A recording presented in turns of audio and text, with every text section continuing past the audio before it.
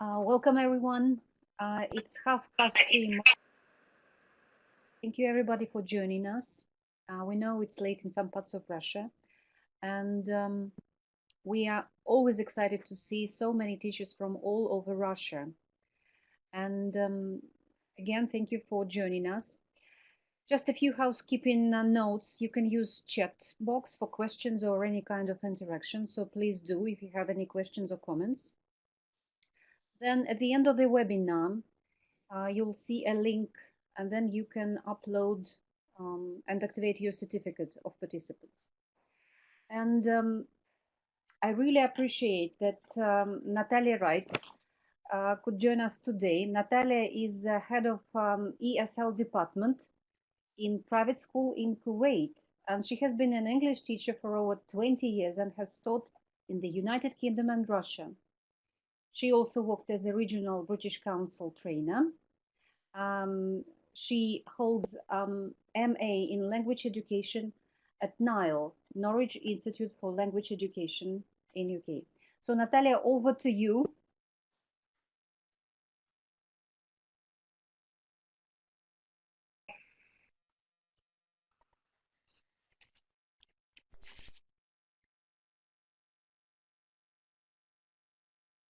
Hello, Natalia.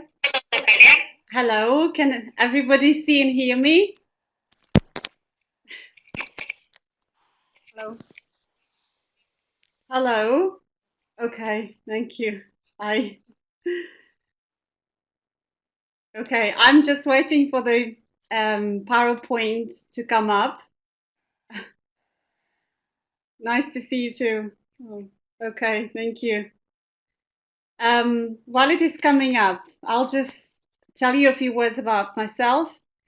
I spent 4 years in Moscow working in a private golden section school.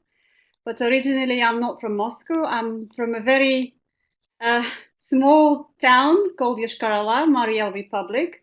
I don't know if any of you are from the remote regions. If you're from there, hello. In August this year, I moved to Kuwait, where I live and work, and I've been living since August here as head of ESL department in a private school. If you have any questions, oh, salam, salam, I can see in the chat box. If you have any questions related to my teaching here, you're very welcome to ask me questions at the end of my presentation. Anyway, my presentation is going to deal with my recent research that I undertook during my MA course with Chichester and Nile. And being a holistic teacher and an educator, I now sort of follow the steps of holistic language teaching. And I'm going to talk about my research and the outcomes of the research, where I evaluated various course books and adapted the grammar syllabus. To make it more interactive and fun, I am going to tell you a story. I chose it for two purposes. Number one is to sort of keep your attention all throughout my presentation. Actually, it's for interactive purposes. And the second reason is that it is directly linked to whatever I'm going to share with you today. So there you go. I'm going to start. So welcome everybody who is just joining. You can write in any language, apart from Arabic, because I'm not that far ahead. Anyway, the story I'm going to tell about, and I'm going to stop during the presentation and sort of go back and ask you to type in the chat box and ask your questions. So the story is about the quarryman, and you can see on the PowerPoint is a quarryman. The quarryman is a person who works in a quarry. Okay, he works with the stones. He quarries the stones. Okay, once upon a time, there was a quarryman. He worked really hard. He worked from dawn to dusk. His hands were hard and calloused. His back was bent, and his face was weathered and lined. And he was so unhappy. So one day he asked himself, why am I a quarryman? Is it my fate to be a quarryman? Why can't I be someone else? Someone else with more wealth than I do. If only I were rich, then I'd be happy. And at this very moment, an angel appeared. And an angel said, what is it to you if you were rich and happy? What would happen? And he said, well, I will tell you. So if I was rich and happy, I'd live in a city. Okay, I'd have a lot of money. I'd live on the top floor. I'd sleep all day doing nothing on a four-poster bed with black silk cool sheets. Okay, and this is the four-poster bed. And that would make me happy. And the angel said, okay, you're a rich man. And the quarryman became rich. And he was happy. He slept all day on his four-poster bed with cool black silk sheets. And he was happy. Until one day, okay, and I'll come back to that. Just remember this bit of the story.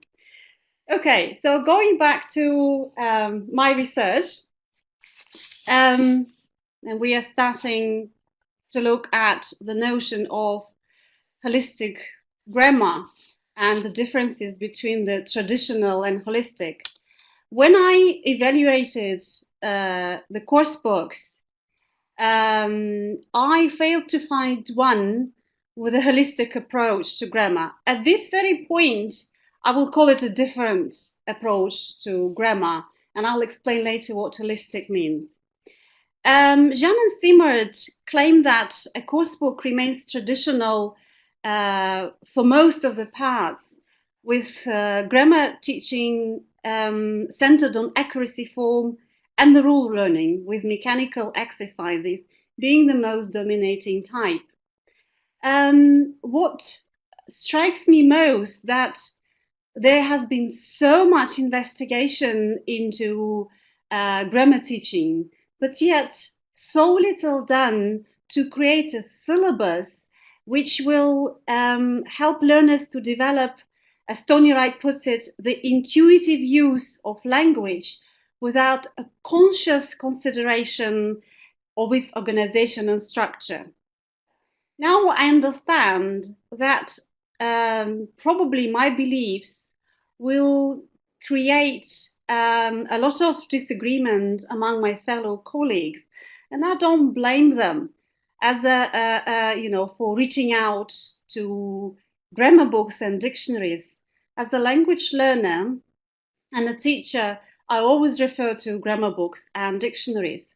But as Tomlinson and Belitha rightly point out, grammar books and dictionaries are valuable sources of information, but unfortunately they cannot teach us the language, how to communicate, because they don't expose us to language. Similar views are expressed by many researchers. For example, David Noonan, whom I had the pleasure of meeting here in Kuwait at TESOL conference in this November. Also Michael Lewis, the originator of lexical approach, and David Crystal, of course. For example, Lewis points out that most textbook syllabuses are based on a catalogue approach, where different points are covered one by one in separate paragraphs or units. In a similar vein, Noonan points out the linear model of modern course books, and he explains further that linear model is based on the assumption that learners acquire one language item at a time in a step-by-step or sequential fashion. It's interesting, though, how he puts it and compares it, such language learning, to building a wall of bricks, where laying one linguistic bricks at a time, starting with the easiest one.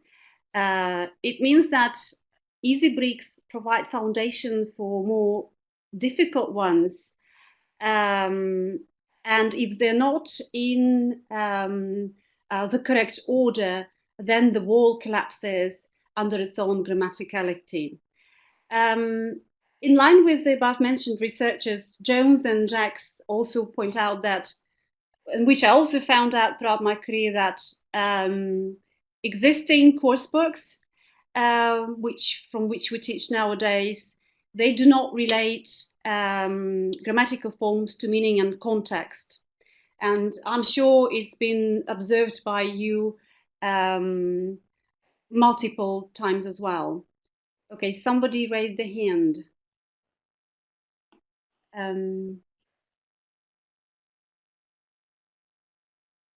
Okay. Do we have the sound on? Okay. Can everyone hear me? Okay, good.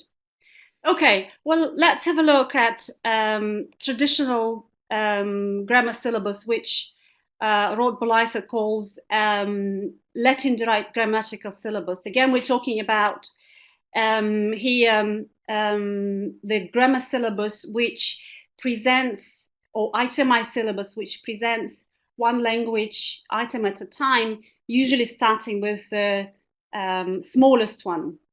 Now, I've always been thinking, at this point here, it's from Laser 2, they start with the present simple. I'm sure you've also noticed, yes it is, it's Laser 2. Yeah. Again, don't get me wrong, I'm not trying to criticize any of the course books or saying that they're bad. I'm just using it as an example, because all the major ESL books are structured this way. I've noticed in my teaching that, for example, it's easier for me to start with the past simple rather than the present simple. For example, when students come to the classroom on Monday, I don't quite ask them whether they brush their teeth every day, or whether, there are roses in their gardens. I ask how the weekend was. I ask, what did you do? And that requires the knowledge of the past simple. Then, as teachers, why do we have to, introduce the present simple first and then go into more complex structures? Again, such an organization of the grammatical syllabus has been strongly criticized by many researchers, but it is found in many course books because it's the easiest type of the syllabus to sequence. Another feature of traditional syllabus that it focuses more on form than meaning, and Rod Bolitho calls it the tyranny of form over the meaning, and claims that it is, and he's quite true in saying that it is still a reality, the grim reality in modern classrooms. And that's, from the book that I learned English from, which was heavily based on only one approach, which is grammar translation approach. But of course, this is quite understandable because for many reasons. One of them is teachability of this structural approach to grammar teaching, convenience, and then it is deeply rooted in probably our personal teachers' beliefs of how grammar is taught and how grammar is learned. But because of this, it all leads to looking at English as, you know, something simple and formulaic. Okay, let's move on. And yeah, I'm just reading the chat. Okay, sorry I cannot answer that now, but yeah, I agree. Okay, also traditional syllabus views learning grammar as mainly about learning and applying rules, and these examples can't be seen very well, but you can see that they've asked the students to choose either to choose the correct form of phrase or to match or to open the brackets like in previous instance, and that's from Laser, the book I actually adapted. In his search for alternative method to teach grammar, Rod Belisa, and he was also my tutor in Nile, and he's a originator of holistic, one of the originators of holistic grammar teaching. He puts forward different arguments against the structural syllabus. The first one is that staging grammatical syllabus can be a block to communication. And you probably all observed and know as language learners that knowing the rules does not necessarily lead to the ability to use your language fluently and freely in a real language discourse. Secondly, itemizing the grammatical syllabus favors serialist learners, few learners, and disadvantages holistic thinkers. For example, in my teaching career, I think I met only a few students who actually were analytical minds and enjoyed the rule learning. But again, I always noticed with them that they took more time thinking before speaking, whereas other learners, you know, they'd rather make a mistake, but, you know, just carry on speaking. Traditional fixation with the verb system tends to over-grammaticalize teaching and learning and to neglect the power of lexical units. Also, itemizing the syllabus tend to great deal of teaching and testing at sentence level with such exercises as fill gaps, multiple choice, you know, being the main type. And again, I don't have anything against teaching for exams because I also teach for IELTS and CAE and CPE, but I try to avoid drills, and I am an opponent of teaching to testing, you know, because I'm a proponent of teaching to learn rather than teaching to test. And it can be done easily by teachers. And the last point here, that grammar sentence level often bears little or no resemblance whatsoever to how language works in real communication.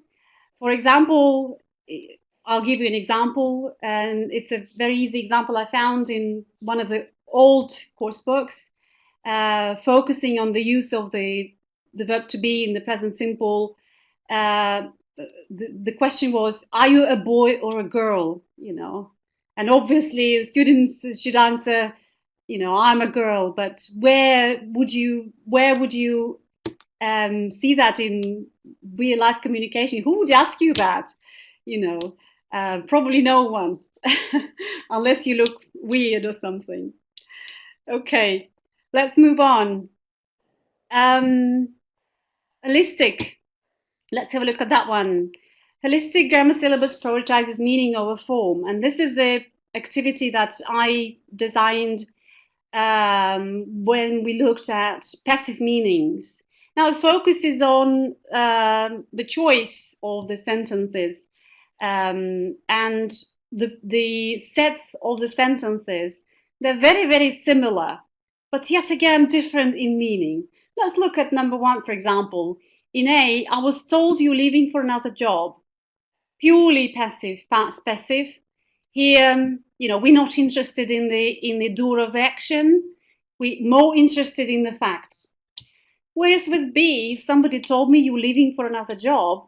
It really depends, doesn't it? The way we pronounce it.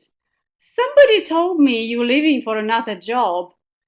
It's like, somebody we both know. Slightly different meaning. And C, Carol told me you're leaving for another job. Okay, now we know for sure who the doer of the action is and who is responsible for breaking the news. So here again, we're talking about the choice in what we really want to say. For example, if you look at these sentences, she's about to drive off, I'll be on my way then, and let there be happiness. And I can add here sentences like, for example, I'm having an appointment with a dentist tomorrow. These are all ways of expressing future actions. But again, we can choose them not from only the future tenses, which, by the way, do not exist in the English language, and I'm going to talk about it later once we look at the conditional sentences. But we're not limited to the use of only the future tenses, depending on the context and the meaning, and depending on what we want to say.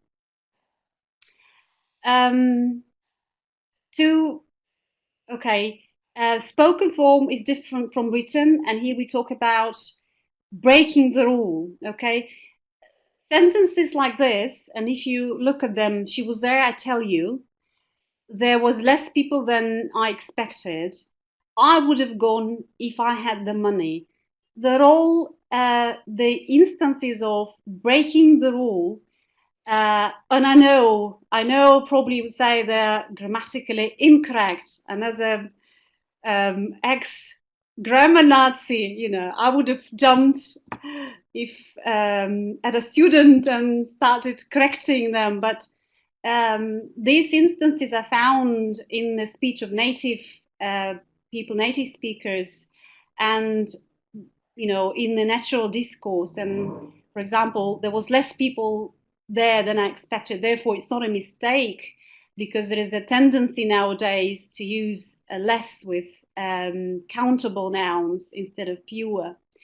The last one is a conditional sentence. I would have gone instead of I would have gone.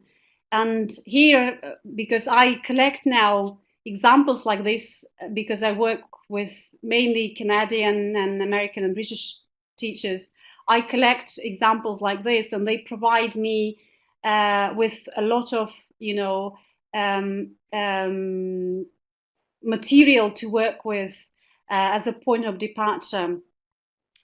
Again, I'm not saying that we should teach these sentences, but we should make our learners aware that this is the real language that they're going to encounter. Okay, let's sum it up. And I summed it up in the form of a table, the difference between traditional grammar, teaching and learning, which emphasizes the use of form-focused activities versus holistic grammar teaching. Okay, I'm just going to answer the question. International tests take these novelties. They do take them into considerations, I'm sure, in the spoken discourse when there are speaking tasks. Because if you remember, with any speaking task and any international exams, you are to speak unpreparedly, as if it is a natural discourse, and the many variations or deviations are possible. Traditional grammar teaching learning favors adapted reading and listening texts. Whereas if you want to find instances like that, we need to expose our learners to a great variety of authentic reading and listening texts. Traditional grammar teaching gap-fill multiple choice exercises, which are limited to use of grammar on a sentence level only. And holistic grammar teaching focuses on speaking writing activities, which allow students to make a choice of grammatical structures depending on the context. Okay, we're experiencing sound problems again. Traditional grammar teaching follows traditional grammar syllabus, and I'll repeat myself again. It's itemized syllabus structured with the small or the easiest structure being learned first, and then, or in other words, the syllabus that looks at its complexity rather than the use in communication. Whereas holistic grammar teaching focuses more on the use of the in communication. That's why, you know, here we can, as teachers, decide which grammatical structure to teach first. And then traditional grammar teaching, not in all the cases, but in many cases, is test focused, prepares for exams, whereas holistic grammar teaching is communicative, it prepares for real life communication. Okay, now let's go back to, okay, before we go back to, this is how I see the traditional grammar syllabus. It's looking through the keyhole, and the holistic, according to Rod Belay, seeing a big picture and giving our learners a big picture. Okay, I think it's time to go back to our story again. So now I need your attention and your input. So the quarryman, he was a quarryman, he was unhappy, right? He became a rich man, right? Okay, and until one day, he was disturbed by a commotion in the street. He jumped up out of his four-poster bed and looked out of the window. Far below, he saw a golden carriage. So you have to imagine the golden carriage, drawn by horses. It was the king. And he saw how people thronged the streets and how they obeyed the king. He instantly knew unhappiness. And he said, "Oh, if only I was the king, then I'd be happy." And at this very moment, the angel appeared. And the angel said, "Okay," waving his magic or her magic wand, "okay, you're the king." And he became the king. And he exulted in his power, and he was happy. He particularly liked the way the people obeyed him, and he loved the way he could decide whether people should live or die. Okay. Yes, authentic reading is more difficult than graded. And again, if I'm just answering the question in the chat box, we cannot look at this phenomena that I'm sharing at very, very, very low levels, because that's only possible when you already know the rules. Intermediate, B1, B1 plus, actually, and B2. Okay, well, let's move on. Now, you're probably wondering, you know, what it has to do with conditional sentences. Now, we're going to look at conditional sentences, a case of conditional sentences in particular.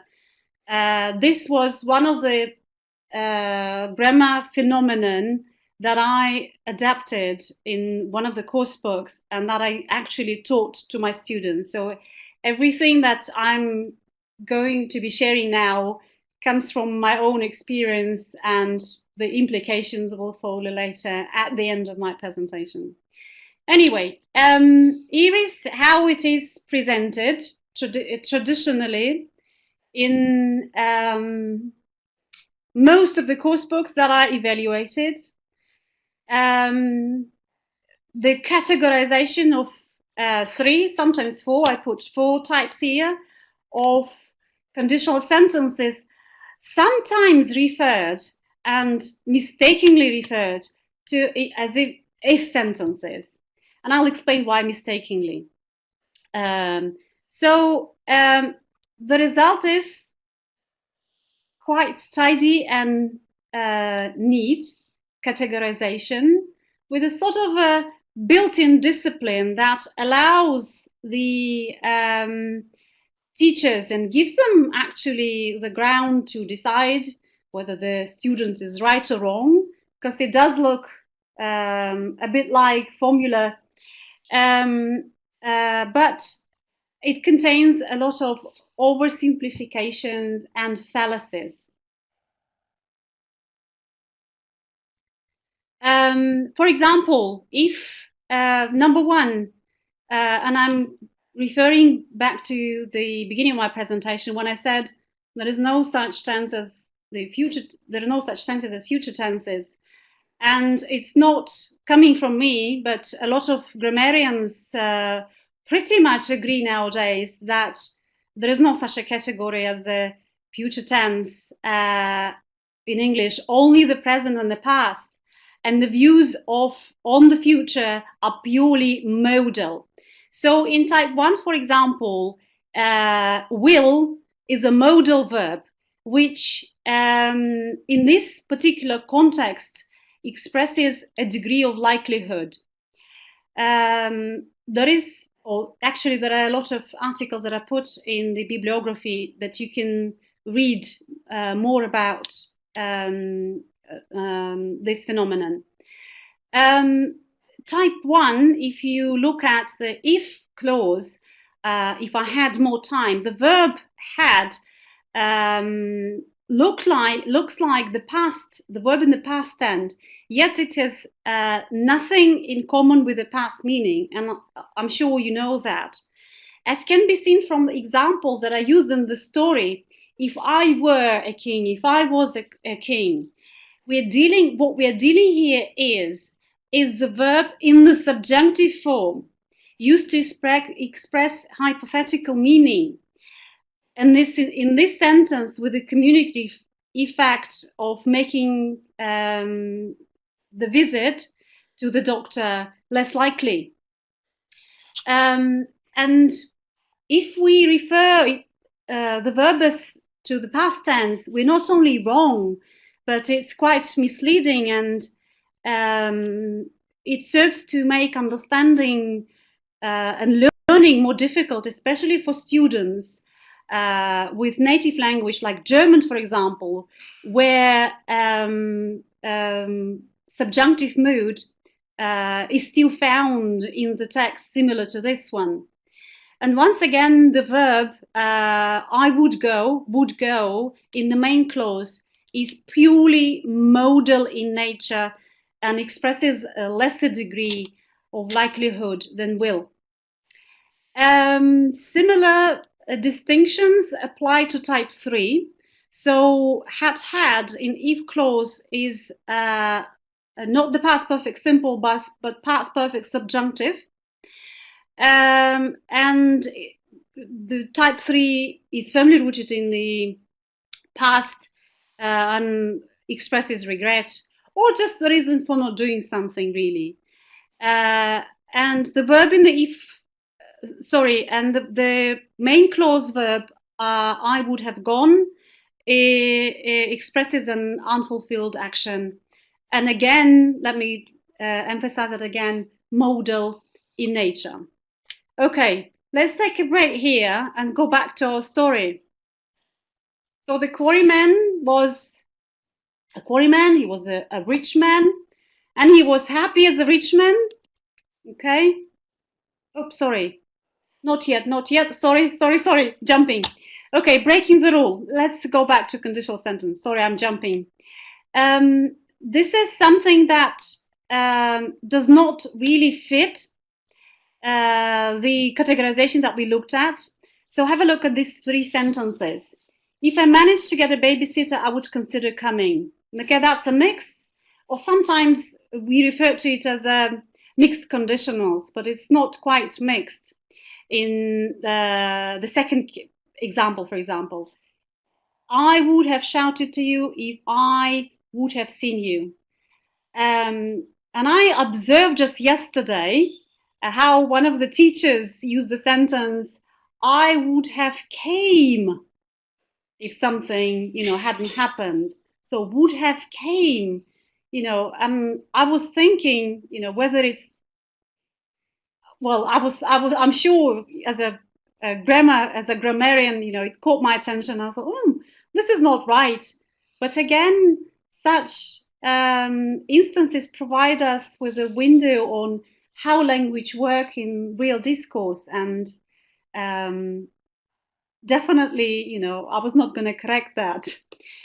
Number 3, if you'd got down to work when I told you, you wouldn't be in this mess now. Again, that's something that does not fit within the framework of the 4 types of conditions that we just looked at. So it's important to raise our students' awareness, and I'm not sure if you can see that very well, but I'm not going to let you do that now. I'm sure you can get the PowerPoint and then look at it in more detail. So I give the learners the 14 sentences and giving them the 3 types of conditionals, asking them to fit the sentences in one of the 3 categories. And then if they don't, then, which ones do not fit and what are they? I'm going to give you the answers here. And as you could see that very, very few sentences actually fit the traditional rule of conditional sentences. Others either contain the modal verbs or the mixture of even the present continuous or the verb go, which expresses the future, go into, which again proves, gives us the basis to look, and the writers teach us to look at these sentences in our own classrooms. Okay, and that's about raising awareness. So the students need to be exposed to instances like that. Another thing is, and I think I found actually a lot of course books looking at the alternatives to ifs because they can be used with a similar meaning. Again, similar but not the same. And that's why it's important to teach them as well, because then they give us as learners and our students, of course, the choice to use this or that particular structure in the appropriate context. Imagine we could fly. Wouldn't that be fun? Supposing you fell in love with your boss, what would you do? You can borrow my bike, provided you can bring back.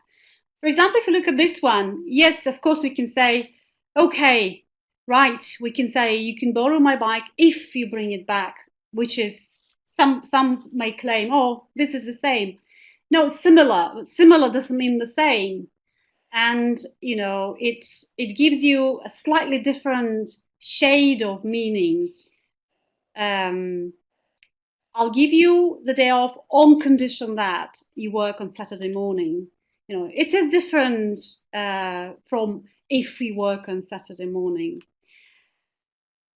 You're welcome to stay with us as long as, or as so long as you share the expenses.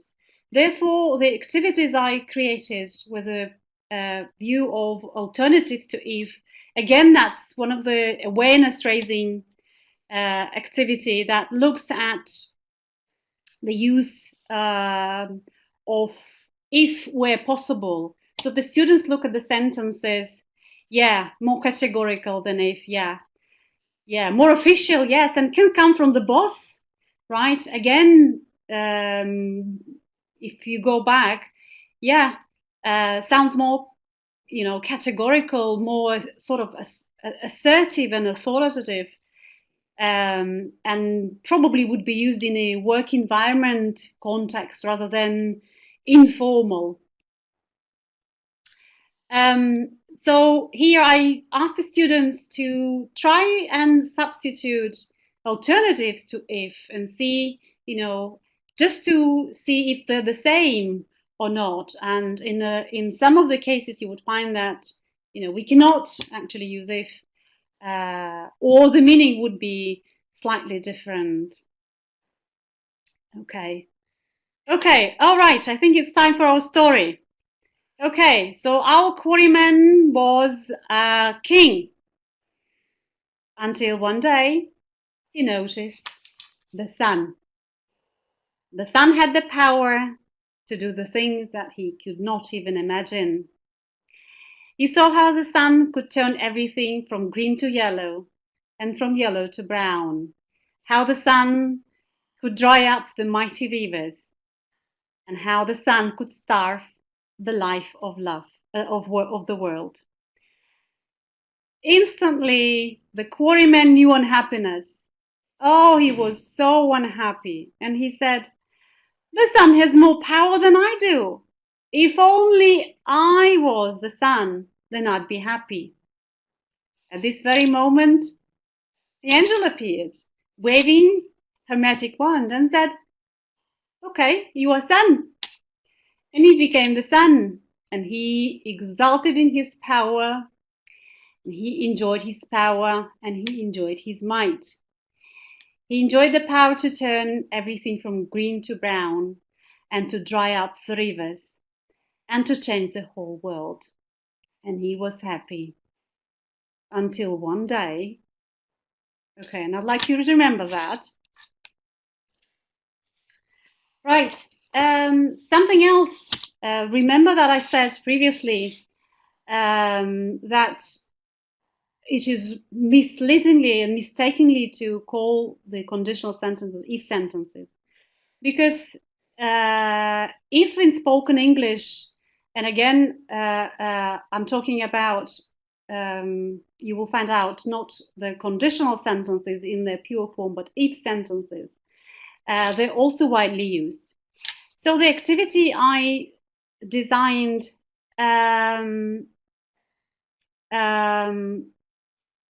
focuses on, again, on the noticing and awareness raising activity, asking the students to look at the short conversation and to define whether if in this sentence introduce condition, if not, what meaning is conveyed. So you will probably all say, okay, well, what would you say? Does it introduce condition or not?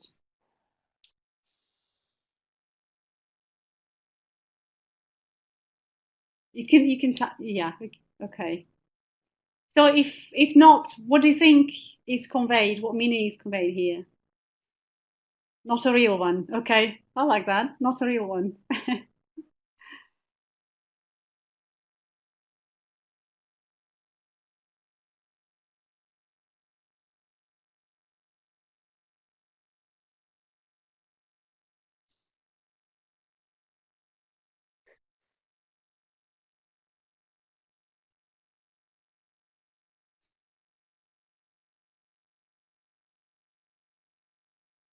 Okay, politeness. Okay, polite form.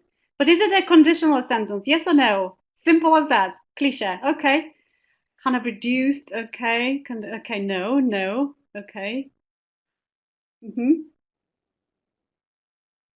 Oh wow. Yeah. When making offers and requests. Yeah. Thanks for pointing that out. Okay. I'm not going to torture you any longer. If does not introduce condition here, but a request, as Chopin rightly pointed out. Yeah, please come this way. Yeah, please come this way. And there are more cases like this contained in the exercise, in the activity I designed, where I actually, to make it easier for the students, I provided some suggestions for the use of the if clauses, because my students were B1 ranging from B1 plus level, because that was quite difficult and challenging, cognitively challenging in the first place. And anyway, again, yeah, would you like? Okay. Again, if you look at these sentences, at this, I don't know how clearly you can read those. We can find a lot of if sentences which do not actually introduce conditions, and in fact have nothing to do with conditions or conditional sentences. So if you look at the answers, they all either offer an interpretation, mostly making a suggestions or requests. But it's quite interesting because, many years ago, I've never thought of, the existence of such sentences. It's quite interesting. If you look at this photograph here, for example. Oh, by the way, these sentences are not violation of or breaking the rule or anything, so they can be freely and willingly be used in all the exams.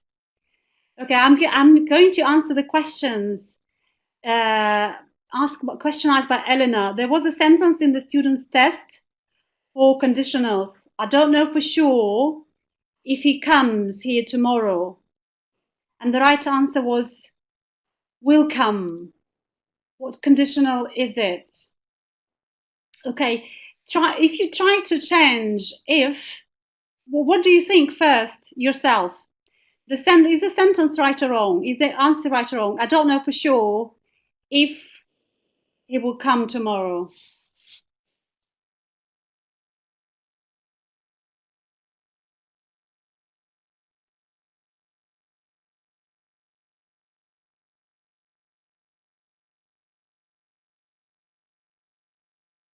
Right, okay, one answer. Okay, I'll say it again. So the question asked by Eleanor, I don't know for sure if he comes or will come. Those were the options. So the right option, the answer gave will come, if he will come. Okay, try to look at this way. Thank you very much for answering. And it's will come is the right answer. Try to change if into whether, and then you will understand that will is the correct answer. I don't know for sure whether he will come here tomorrow or not. Yeah, that's right, Olga. Yeah, that is right. This is the point I was trying to make.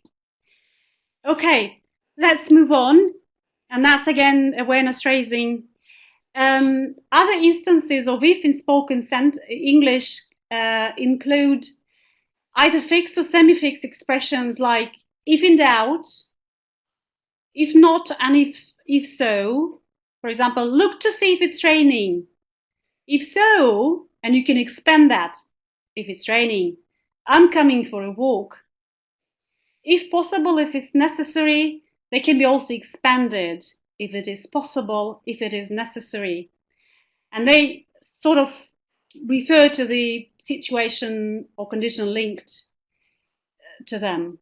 However, unlike if so and if not, the function within the sentence as the linked condition. If possible, bring a copy of the birth certificate. If in doubt, check it out. Okay. If anything is a fixed expression, it strengthens the statement. Okay, no, they're not. If anything, then they're improving. It's interesting to find this, again, if these instances, examples in the spoken discourse. That's why it's so important to expose learners to authentic reading and listening text. And I know somebody mentioned that students lose interest. But again, the authentic text can be different, and the rules and the breaking the rules like that, the phenomena like that, can be looked at only at a later stage of the language development, which is intermediate plus. Anyway, the connections as such, they're not found in course books, but they provide a very valuable hook to hold on and to work with. Okay, I think I need to wind up. So, okay, yeah. Let's look at our quarryman. who became the sun. Okay, so he was happy until one day he noticed a big black rain cloud, and he knew unhappiness. He saw that the rain cloud was more powerful than him, than the sun. He saw that he had the power to turn the fields from brown to green and to fill back the rivers with flowing waters. He knew bitterness, he was unhappy, and he said, the cloud has more power than me. If only, I know, this is the end, I know it's endless. If only I was the cloud. And then the angel appeared and said, oh, you are the cloud. And he became the cloud, and he exulted in his power. He was the happiest cloud ever until one day. Okay. And then we're going to come back to one day at the end. And I'm almost finishing. Now, anyway, there are some implications I would like to point out. And this is 2 slides left. Yeah, poor angel. Would be a golden fish in the Russian folk stories. Some implications that I learned from carrying out my research is that learning grammar is about the choice we make to convey meaning and effects. And this is a recent book by David Crystal, and this is Kindle edition. That's why the pages is so huge, called Making Sense of Grammar. The taking meaning-based holistic views of areas of the language as such helps learners to think about, how they can find ways of expressing themselves rather than focusing on the rule-based accuracy. And as Rod Blythe rightly points out, English, especially in its spoken form, remains a badly behaved language. And therefore, raising awareness, students' awareness in the way that people communicate in real-time discourse is an integral and important part of language acquisition that will eventually lead to fluency as well. It's interesting that I also learned, and nowadays I look at grammar as a 5th skill, and there are 4 more: reading, listening, and the other 2, the grammar, the writing and speaking. As Diane Larson-Freeman states in her book, she talks about grammar. Some of the teachers looking at grammar as static process, so therefore, treating it in a static fashion, making the students, look at the rule, learn the rule, apply the rule. And instead, she encourages us to look at grammar as, and she devised the term grammaring, underlining to look at grammar as something dynamic rather than the fixed set of the rules. And lastly, Rod Blythe, whom I am quoting a lot today, in his edition 2015 magazine Folio, he talks about the course books and the itemized syllabus and oversimplification of the grammar or formulaic syllabus being in the way of learning and teaching and acquiring real life language.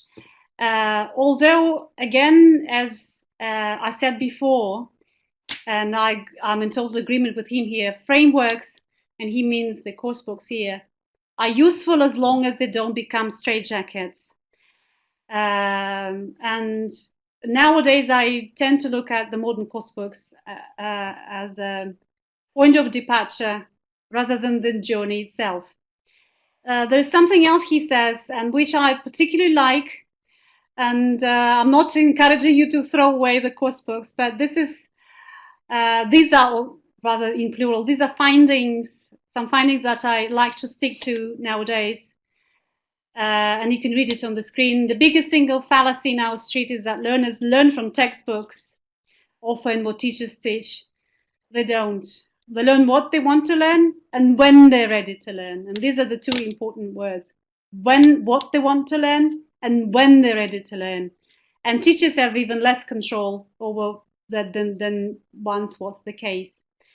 The fact of the matter is that classroom input does not necessarily lead to intake. And there is increasing evidence, especially in the digital age, that learners pick up the language from so many different sources, and that the subsequent language output is derived from encounters with the language that no course books can predict and no teacher knows about.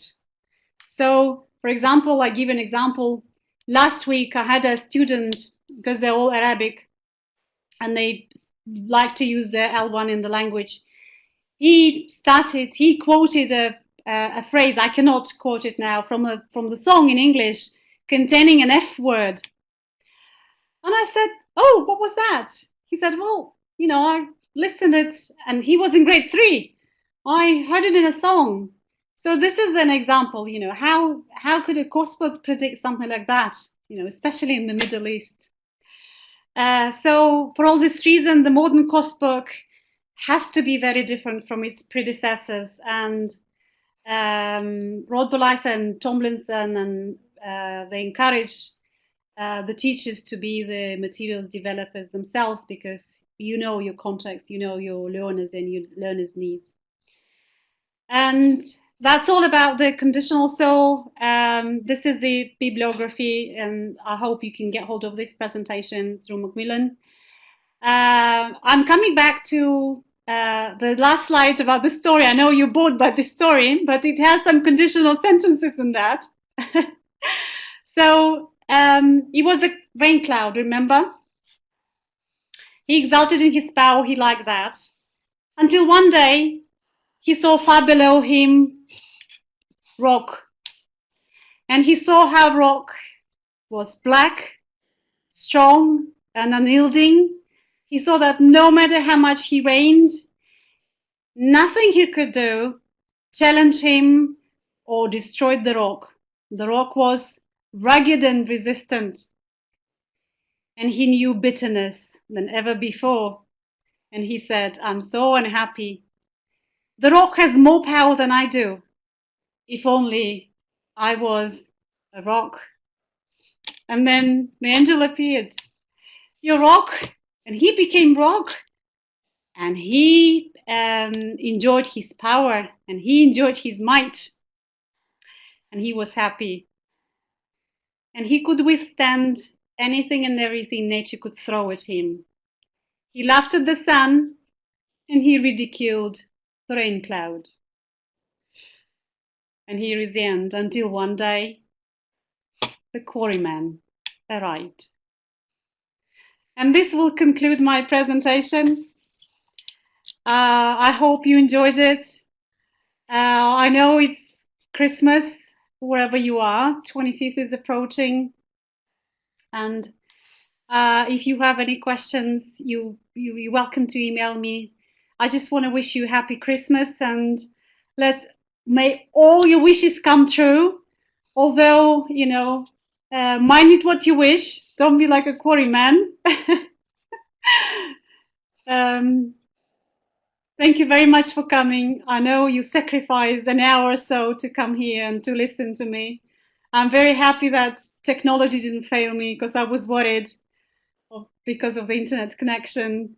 Merry Christmas to you too. If you have questions, just type them in the chat box or write to my email. Thank you very much. Merry Christmas to you too. Thank you very much, Natalia. Thank you. Yes, we really appreciate that you could manage to deliver a webinar for us. Yes, and Tatiana is writing, thanks for the more method of teaching. Good for right hemisphere students. Yeah. Thank you. Thank you very much. And Merry Christmas to you. And then Happy New Year.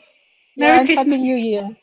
Happy New Year to you too, exactly, because that's our holiday, not Christmas is far away. Okay. Thank you. Shall I mute or shall I wait? Okay. There's people are still typing. Are there any questions? Thank you very much. Only thanks. I think Friday people are tired. Thank you very much for coming. Thank you, Olga. Thank you, Natalia. Shukran, shukran, shukran lak, shukran.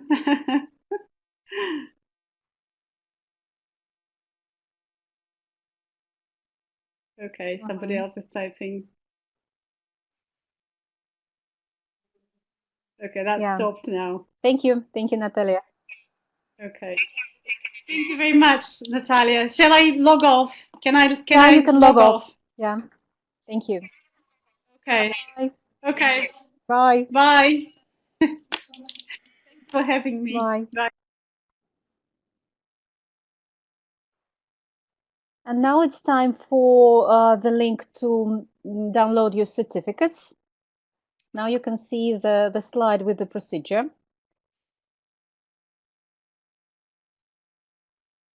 So follow the procedure.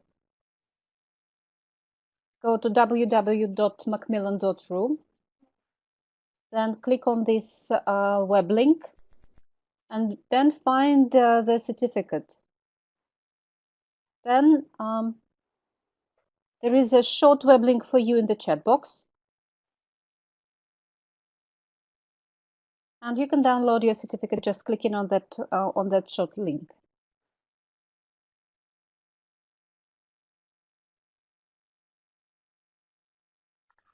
I would also like to say thank you to all of the participants. I wish you Happy New Year and all the season's greetings. So hope to see you next time, next year, on our webinars and on our conference, which will be held in Moscow, in St. Petersburg, and in Yekaterinburg. Please go to our website and find the date and save the dates. So thank you very much and goodbye.